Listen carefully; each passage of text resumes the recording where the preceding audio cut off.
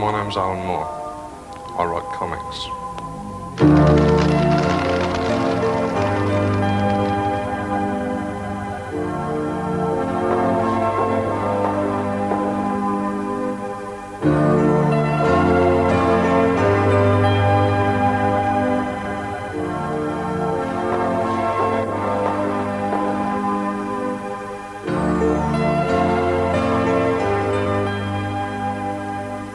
When I started in comics 4 or 5 years ago, we didn't get no respect. It was a case where comics were seen as a juvenile medium where they were throwaway items. They were just cheap four-colour trash. That's changed. Over the last 4 or 5 years, you've had comics done on every subject from sort of homosexual rights to the Holocaust in the Second World War. The range of subject matter has widened immensely. We are actually dealing with adult stories now.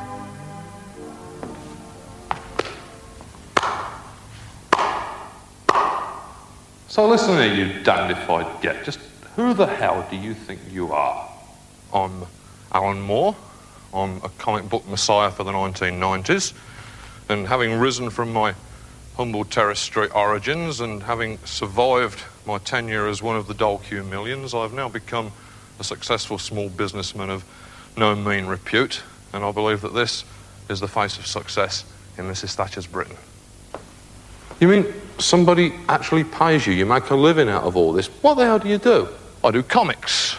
I do, well, any sort of writing pertaining to comics. Comic writer, then? You just write comics? Oh, I write comics, and I consider that to be as worthy as any other form of endeavour. You wouldn't have said to Stravinsky that he just did music. Oh, so it's art, is it? You're a purveyor of culture. Well, what is this art that we should be thanking you for, then? Yeah, I'd say it was art. Comics, on the other hand, are a little bit better than most art, because any kid who's got 30 pence in his pocket, 40 pence, can go down to the corner newsagents and buy a piece of work that people have put a lot of honest endeavour into. It's not something that you have to have a sort of a charge account to appreciate. It's not something that you need a vast education in the classics to appreciate. It's something that is within reach of anybody.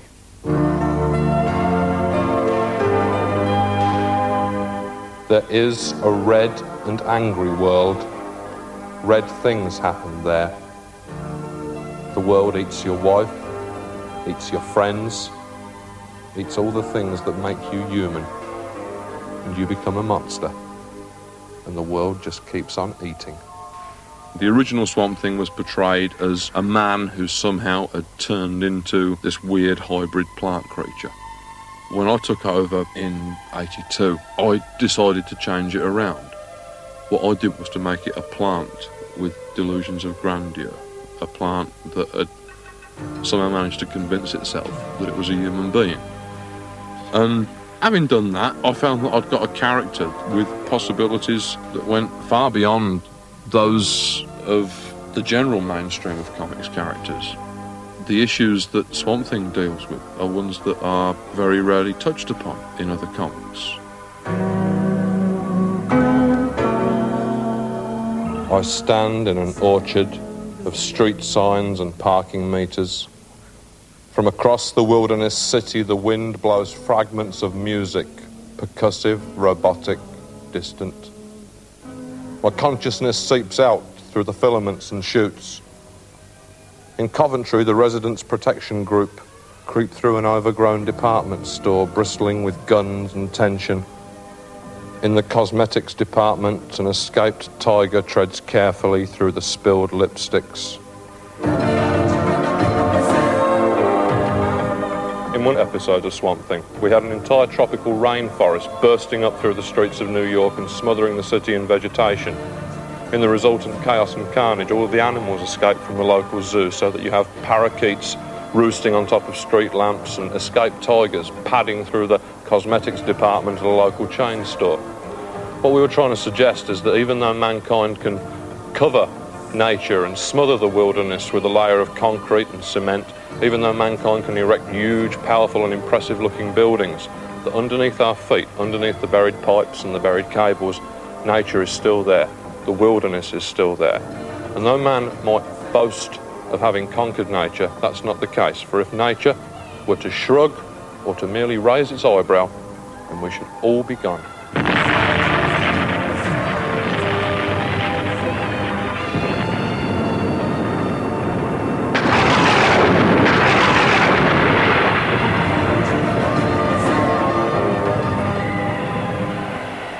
since the Industrial Revolution. We've had a situation where you almost get mankind pitted against the environment.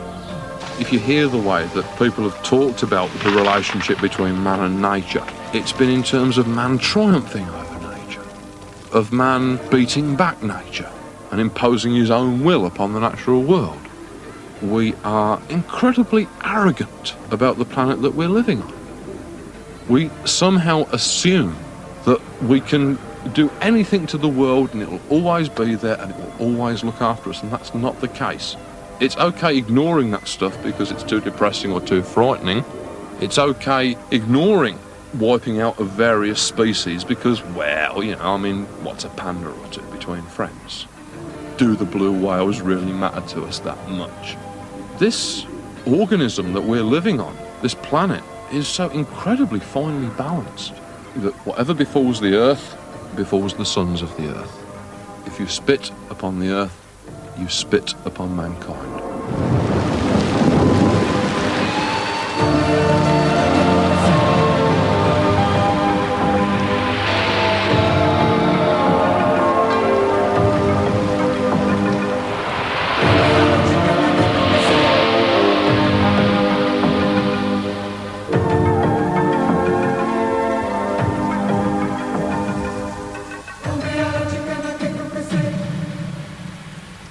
One of my favourite sequences in Swamp Thing is where he realises that with all of his vast powers, he could actually do something towards saving the world.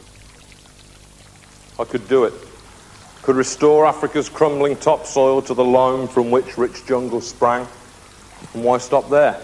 Why not rebuild the forests of the Amazon, less green now than an average suburbia and shrinking by the day? I could drop grapes into the mouths of all the hungry children, turn the Gobi and Sahara into green and rippling meadows, give the widows roses and the old men strawberries. For am I not a god? I could touch all this world with wilderness as I touch Gotham, could transform this planet to a sphere of perfumes, colours and full bellies. I could save mankind. I could do anything. Anything. But of course, once he's considered all the implications, Swamp Thing does nothing, coming to the following conclusions. Is this then what it is to be a god? To know and never do? To watch the world wind by and in its windings find content? If I should feed the world, heal all the wounds man's smouldering industries have made, what would he do? Would he renounce the wealth his sawmills bring? Step gently on the flowers instead and pluck each apple with respect for this abundant world in all its providence? No. He would pump more poisons, build more mines, safe in the knowledge that I stood on hand to mend the biosphere, endlessly covering the scars he could now endlessly inflict.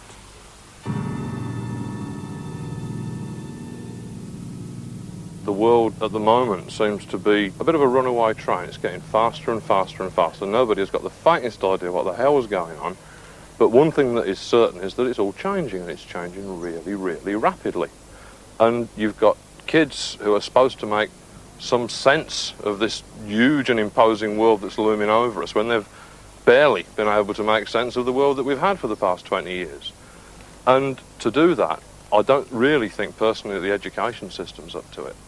What I think is that people these days get their information from all of the much despised sort of vulgar media sources that people have been trying so hard to ban for the past 40 years. Television, movies, comics, rock and roll records. That is the main way that kids sort of soak up all this info.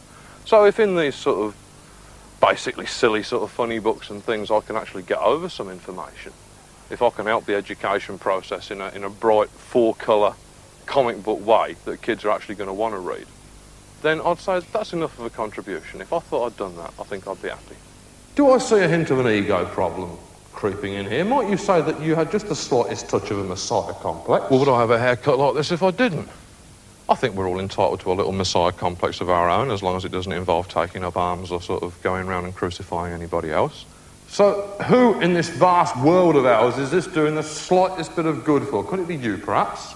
It's good for me, obviously, and hopefully it's maybe good for the people who read it. Yeah, we get letters from sort of kids. These are not sort of wild-eyed Manson converts, but they're kids who may have read something that I've written and decide that Yeah, perhaps they have changed their mind about this facet or that facet. We get a lot of kids writing in to disagree, and that's healthy as well, as long as they're thinking. I don't want everybody to agree with me, I just want people to think.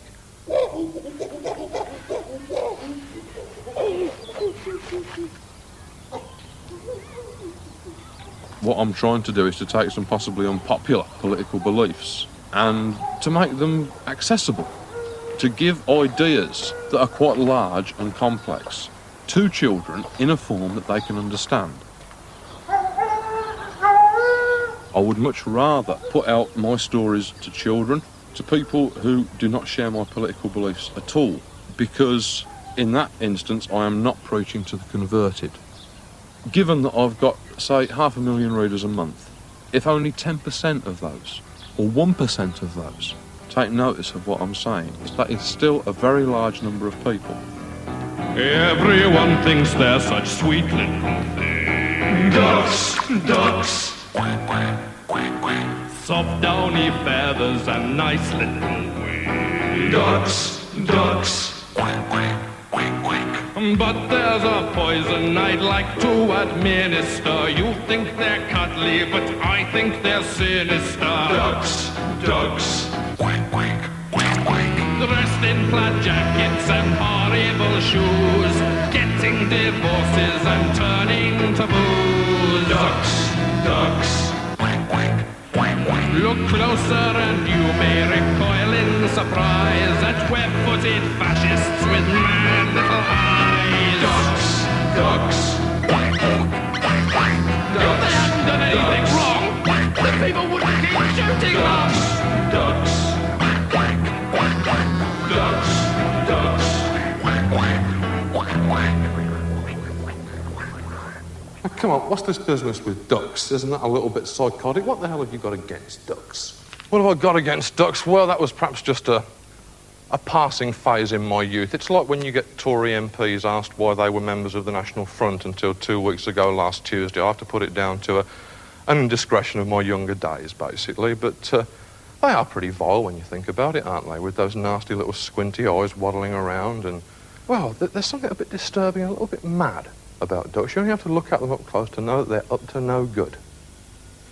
I have to think, what do your parents think about all this? Do they think, my God, what have we reared? I mean, do they look on you as a success, or are you a crushing disappointment to them?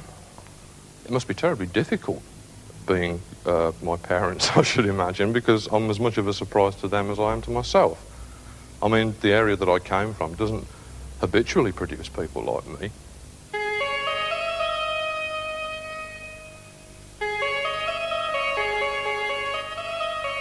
My parents never argued, ever, which is certainly abnormal.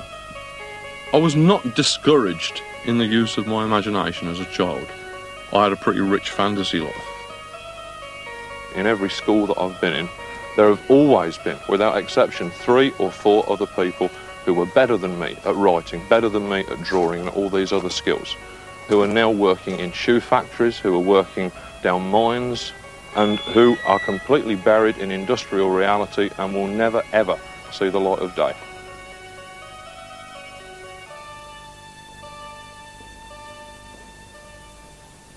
I really have no time for this big mystique of art. I think that's a lie.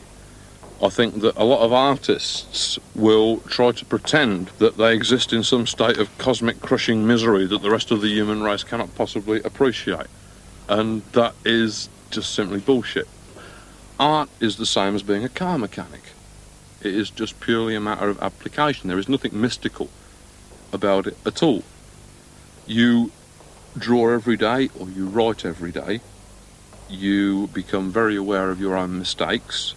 You become brutal with yourself over your own mistakes. If there's something there you don't like, you excise it immediately.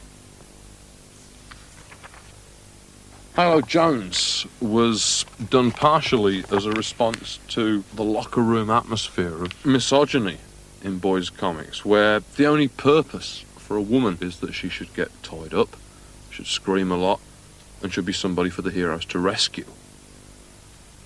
What I wanted to try and do was to take a totally unexceptional character, somebody who could just be the girl next door, and just show the sort of triumphs ordinary people have. They might be small compared to the doings of a Superman or a James Bond or a Flash Gordon, but they're infinitely more important.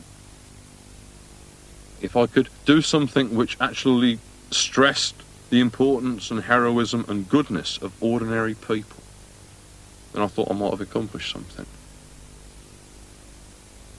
DR and Quinch are probably the comic strip that I shall ask to have eradicated and destroyed upon my deathbed. What DR and Quinch are is a continuation of the great British comic tradition of making heroes out of juvenile delinquents.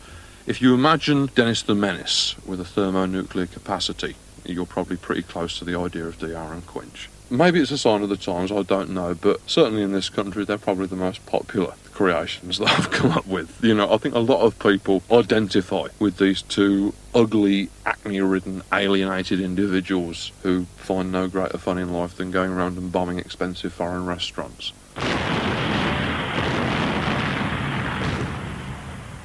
Even though the characters in comics are perhaps a lot stranger than those in other forms of literature or entertainment, you still have to get inside them in the same way. If you're a writer, you still have to try and work out how they feel, how they think, how they stand. I remember one character that was a good example of this was a medieval demon from the depths of hell that I had to introduce into an episode of Swamp Thing. And basically, I mean, this was a sort of character that did need some work to actually try and work out how he would act. So I'd settle myself down in front of a mirror and I'd close the blind so that the neighbours didn't see or become suspicious and phone the police or anything, and then would start to actually try and change the physical way that I felt, try to imagine that I was shorter, squatter, heavier, weighing a couple of tons.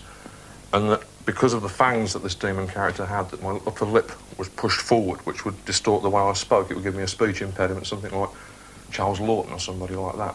So once I was in position and sort of thought my way into the part as best I could, it'd go something like this. You'd have...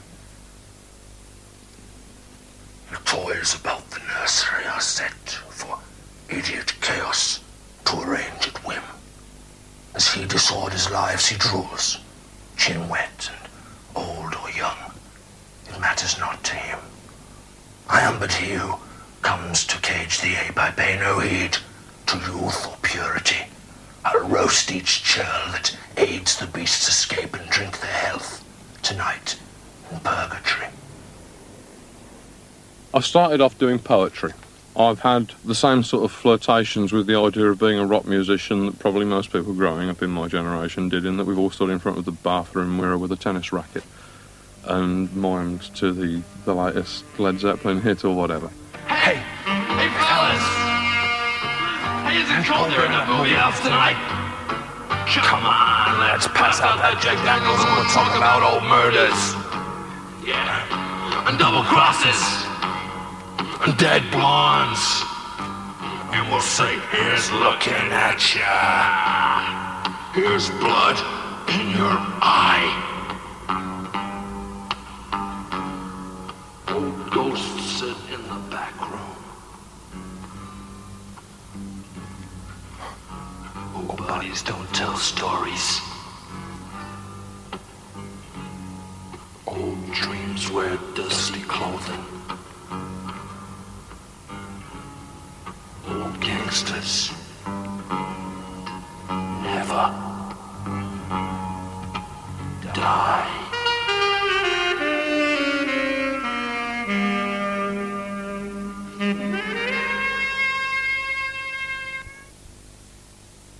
Now, I'm going to read you a cautionary fable. I want you to listen to this intently, all right? So that it will hopefully improve your loathsome table manners. This is a story about a boy called Timothy Tate, okay? This is the tale of Timothy Tate, a child too vile to contemplate. Obese, belligerent and rude, young Timmy was obsessed by food. Whole sides of beef and legs of mutton could not appease this little glutton. He'd wolf down trifles by the score, lick clean his plate and scream for more. As if afflicted by a curse, his appetites grew more diverse. Despite his parents' frosty stares, he'd often gnaw through legs of chairs. He'd munch with unashamed glee through carpets and upholstery, and household pets too slow to flee would often vanish utterly. The parents of his friends, in fear, forbade their offspring to go near, lest they should end up as a feast for this demented little beast. He stalked alone, shunned by his peers in verdant woodlands growing near, and at the tremor of his tread, the timid forest creatures fled. One evening, as he dined on twigs, a sound disturbed this prince of pigs, and looking up, saw something bright descending from the starry night. The glowing disk dropped from the sky towards a leafy glade nearby, and from its hatch, as Timmy hid, a brace of curious creatures slid. Who knows from what dim distant star this puzzling pair had journeyed far, but Tim, his beady eyes alert, had but one thought, which was dessert. The comics code in America has had some quite specific laws drawn up about how to treat things like violence and sex in comics. It's, I suppose, a precursor of the Rambo mentality, where you can show horrific violence happening, hot lead flying everywhere, nobody gets scratched. And I've had people attack my books because they show a childbirth, or because they show violence realistically, with the blood, because they show human sexuality, hopefully realistically, because they show human politics realistically. And I've had people saying, this is destroying the innocence of childhood, you know, sort of how can you push this sort of depressing, sordid, real-world filth down the mouths of our kids? I mean, the main thing that seems to irritate them seems to me to be political, in that they want us to show superheroes and other comic characters as perpetual Boy Scouts. They don't want us to show a world in which authority can ever be corrupt or in which anything ever goes wrong. And the main thing that they cite as a reason for this is that it is harmful to the small and vulnerable minds of children, which, obviously I'm a parent myself. I mean, I've got Leah and Amber, and basically my feeling is that the world that we have been careless enough to leave laying around for our children to inherit is a place which is sometimes hostile, which is sometimes dangerous, which has got a lot of very frightening edges to it.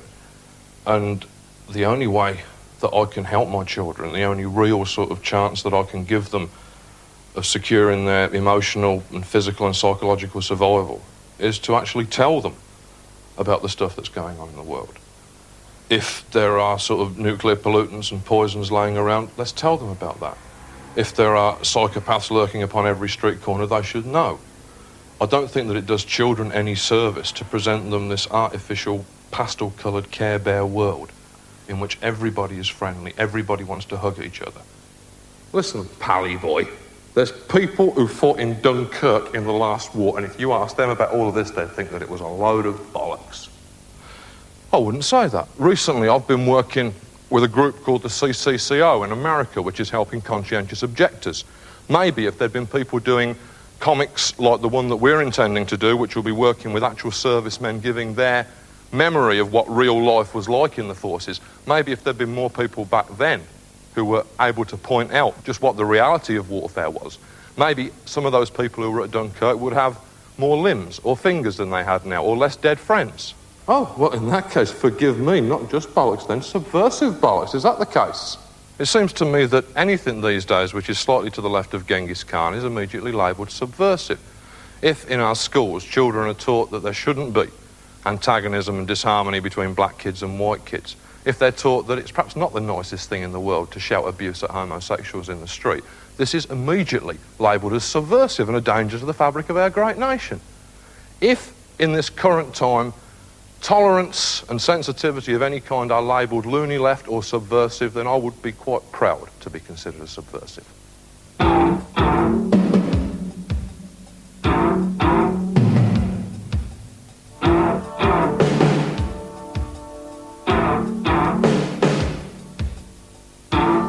We did an episode of Swamp Thing entitled The Nuke Face Papers, which dealt with this horrible irradiated wino called Nuke Face, who used to drink nuclear sludge instead of methylated spirits. And we'd have him walking through the swamps, leaving luminous blue footprints wherever he trod, and the fruit would be growing riper and rotting and falling off the trees as he passed. At the end of the story, we have him waking up after most of the other characters believe that he's dead, but in fact he's just been sleeping off a hangover. And we have him rise to his feet and realise that he's got no more of the nuclear waste which he needs to sustain him. So we have him stumbling off into the bayous, just this wrecked and sort of debilitated figure, and he's saying, I know that there's some more of it out there somewhere. And And if I have to look all over this country, I'm gonna find it. If I have to look in every state, in every neighborhood, in every street, I'm gonna find it. And then he walks off into the bayou, just shambling, leaving the dead grass behind him, poisoning everything he touches. And he says, "Heads up, America! Here I come!" When we did that episode, to underline the threat, we had actual newspaper clippings blowing through the swamp that we'd taken from various newspapers that we'd read concerning nuclear waste spillages and steam escapes and things like that. Particularly, we used a lot of clippings from the test areas in Utah where the Americans dropped their atom bombs. These were clippings from school teachers who'd said, yes, I can remember the children coming in every morning to school and saying, did you see it, Mrs. Kelsey? Did you see the flash? And there were even more distressing ones from parents who said, yes, it was a big deal out here to watch the mushroom clouds glow up. We used to take the children out in their bathing costumes to watch.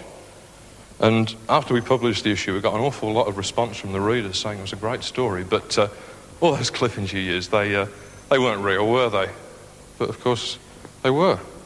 And there's an old Chinese adage that if the artist does not feel excited or sad or happy when he's drawing the picture, he has no right to expect the audience to feel those emotions. You have to invest a work of art with a degree of intensity, an intensity of feeling upon your part, in order for that to communicate. Well, come on, I mean, what makes you special? I mean, you're just a jerk like everybody else. What makes you think that you know what's going on? I know as well as anybody else is what is going on. That all that anybody upon this particular planet can do, finding themselves surrounded by a web of information, much of which might be untrue, some of which may be valid, they have to make up their own mind. They have to think as much as they can about what is right, try to work out what courses of action seem to be the most pro-survival, which courses of action are going to make things a little bit better and certainly not hurt anybody else. As somebody who lived through the latter part of the 60s and the early 70s, obviously I believe that people's minds can be changed. That if you shout about something vehemently enough, it might make a difference. It is obviously a very big factor if you're planning a power plant, just what the political consensus is in the area where you're planning to build it. If there are an awful lot of people who are fanatically anti-nuclear, it might just be better to sort of leave that area alone and build it somewhere else. There is no doubt about it that this is an element in 1980s politics. That if you're going to have to go through a massive fight with local protest groups, you can add another $500,000 onto your costs. It hits people in the wallet, which, I mean, like, I think that really it would be naive to expect to sort of hit them in the conscience. What do the dead people think about on those long and sleepless nights beneath the ground when the tree roots press against their backs like wrinkles in the bed sheets? Do they watch the miniature dynasties of beetles unfold before their gaze and give names to them, repeating themselves often? Do they spend 50 years trying to remember what peaches smelled like? What do the dead think about? And what do they think of us?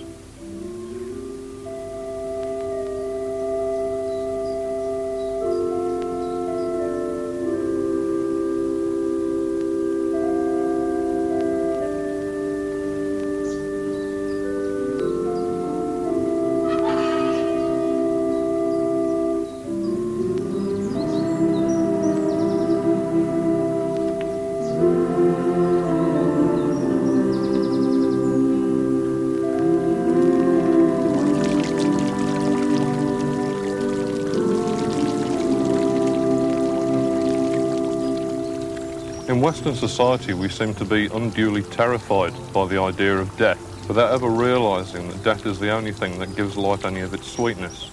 There's a wonderful anecdote about a Zen monk who found himself in the unenviable position of dangling from a cliff top by a single strawberry bush, which he was hanging onto for dear life, which had a single ripe, succulent strawberry hanging from the end of its branch. And just below this dangling monk, there was a savage man-eating tiger waiting for him to fall, leaping up around his feet, snapping and growling and clawing at him. And the monk hangs there and he thinks, shall I eat the strawberry now? And he does. And as he eats it, on the way down, it tastes absolutely perfect. You come right inside of me, close as you can be. You kiss my blood, and the blood kiss me.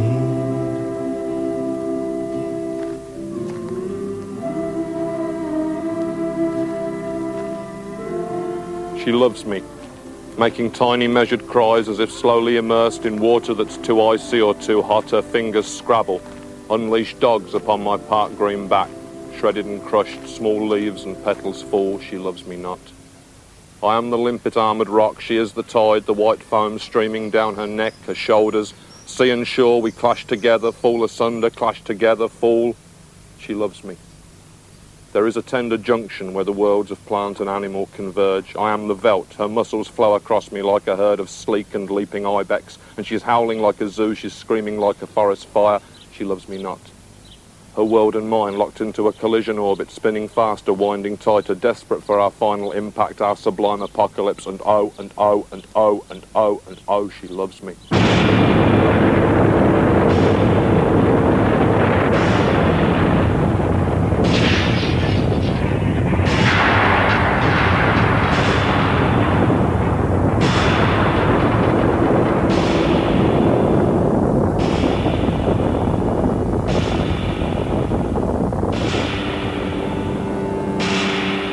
In the course of doing Watchmen, what we tried to do was to set up a fabulous analogy for the way that life actually is in the 1980s.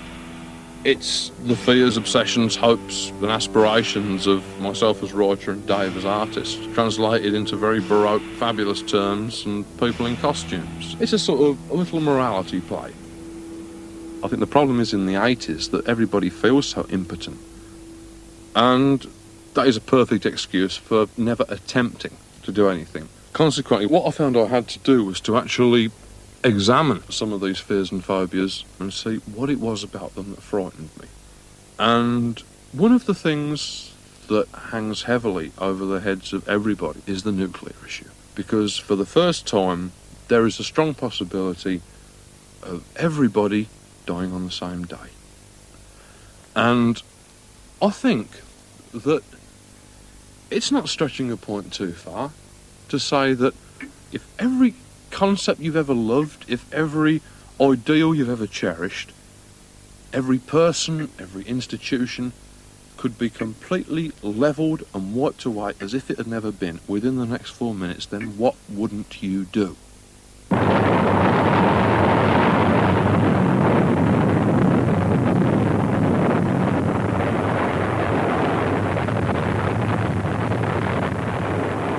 When you see the whole world geared up for that sort of act of mass destruction, then a Charles Manson or a Richard Speck or a Yorkshire Ripper becomes the merest bumbling amateur.